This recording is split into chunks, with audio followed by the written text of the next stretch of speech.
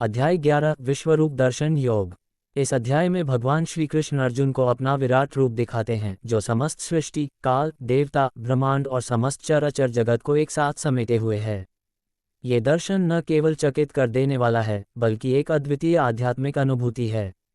अर्जुन ने कहा, आपने जो करुणा से परम रहस्यपूर्ण अध्यात्म ज्ञान कहा उससे मेरा मोह दूर हुआ है। आपकी विभूतियां सुनकर मैं ये जान गया कि आप ही सबका आदि और अंत हैं। अब मैं आपकी उस दिव्य रूप को प्रत्यक्ष देखना चाहता हूँ, वह विराट रूप जिसमें आप सबको समेटे हुए हैं।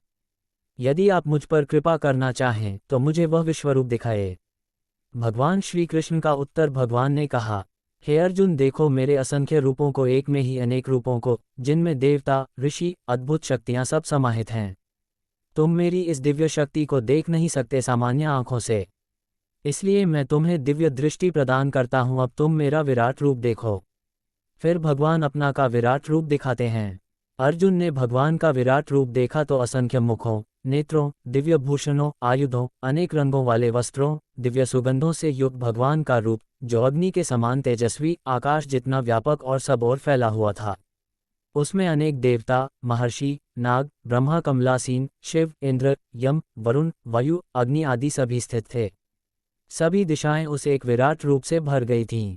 ये दृश्य अर्जुन के लिए आश्चर्यचकित करने वाला और भययुक्त था। अर्जुन ने कहा, हे प्रभु, मैं आपके इस विशाल रूप को देखकर स्तब्ध हूँ। आपके असंख्य मुख, हाथ, पैर, आंखें देखकर मुझे डर और विस्मय दोनों हो रहा है। मैं आपको न जान पा रहा कि आप कौन हैं।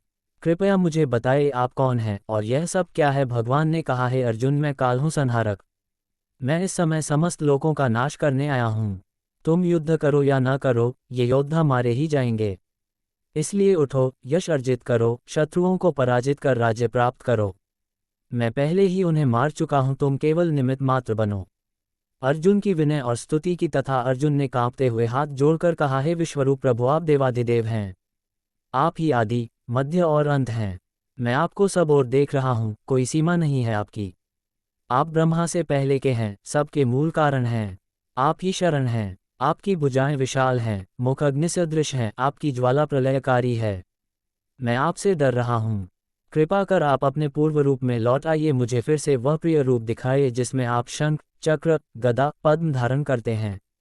भगवान फिर से अपना सौम्य रूप दिखाते हैं। वह भगवान श्री कृष्ण ने कहा, है अर्जुन, मेरा ये रूप न तो वेदों से, न तप से, न दान से और न यज्ञ से देखा जा सकता है।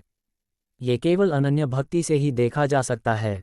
जो मुझ में समर्पित होकर प्रेम करता है, मुझ में लीन होता है, जो निष्काम भाव से कर्म करता है, वही मुझे प्राप्त कर सकता है।